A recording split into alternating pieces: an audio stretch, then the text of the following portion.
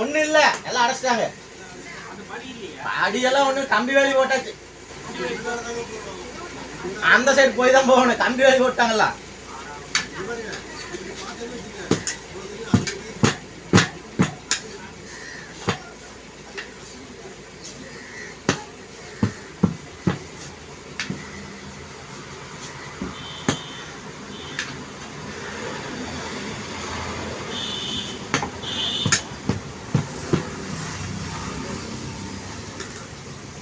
போல தூக்கிட்டு வந்து வெளியே போட்டு.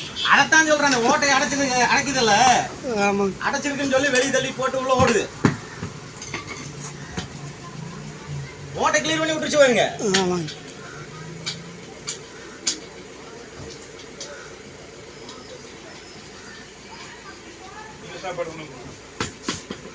நல்லா பசிதாப்பா, வீட்டுக்கு போனேன்.